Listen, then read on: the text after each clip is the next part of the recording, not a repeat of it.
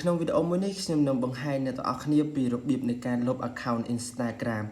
គ្រប់ជំរាបសួរក៏ដូចជាសួស្តីពុកម៉ែបងប្អូនទាំងអស់គ្នាត្រឡប់មកជួបជាមួយនឹងខ្ញុំបាទបន្តទៀតជាមួយនឹង PPY Channel របស់ខ្ញុំបាទផងដែរវីដេអូមួយនេះខ្ញុំនឹងបង្ហាញអ្នកទាំងអស់គ្នាពីរបៀបនៃការលុប account Instagram របស់បងប្អូនទាំងអស់គ្នាអញ្ចឹងបើសិនជាបងប្អូនយើងចង់លុប account Instagram គ្នាយើងគ្រាន់តែចូលទៅក្នុងកម្មវិធី Instagram ហ្នឹងហើយចូលដំបូងគ្នាយើងអូខេចូលមកបន្ទាប់មកចុចកន្លែង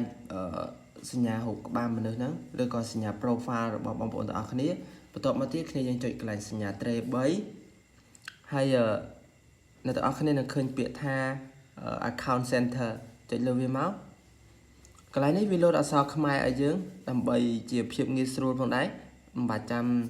មើលជាភាសាអង់គ្លេសអីច្រើនទេអ្នកទាំងអស់គ្នាចុចលើពាក្យថាព័ត៌មានលម្អិតផ្ទាល់ខ្លួនចុចលើវាមកអូខេបន្ទាប់មកទៀតអ្នកទាំងអស់គ្នាចុចខាងក្រោមគេហើយចុចកន្លែងខាងក្រោមមួយទៀតគេដាក់ថាការបិទជូនការបិទដំណើរការឬការលុបអញ្ចឹងបើសិនជាអ្នកទាំងអស់គ្នាត្រូវការលុបចុចលើវាមកវានឹងនាំអ្នកទាំងអស់គ្នាទៅកាន់ account 2ទី1គឺ account Facebook ហើយទី2ហ្នឹងគឺ account Instagram ដោយសារតែយើងភ្ជាប់Instagram ហ្នឹងជាមួយនឹង Facebook អូខេយើងចុចលើវាមកហើយយើងចុចខាងក្រោមកន្លែងលុបគណនីដោយសារវីដេអូមួយនេះនិយាយពីរបៀបនៃការលុបគណនីឬក៏លុប account Instagram របស់បងប្អូនទាំងអស់គ្នាចុចពាក្យថាបន្តមកអ្នកទាំងអស់គ្នាគេឲ្យយើងរើសហេតុផលណាមួយហេតុអីបានជាយើងចង់លុបជាមួយនឹងកម្មវិធីឬក៏ជាមួយនឹងaccount គណនីរបស់បងប្អូនទាំងអស់គ្នាអញ្ចឹងគ្នាយើងអាចជ្រើសរើសបញ្ហាណាមួយដែលគ្នាយើងអាចជ្រើសរើសបានឧទាហរណ៍ថាខ្ញុំជ្រើសរើសចំណុចមួយនេះហើយចុចពាក្យថាបន្តហើយក្រោយមកទៀតអ្នកទាំងអស់គ្នាចុចពាក្យថាបន្តទៀតមកហ្នឹងហើយ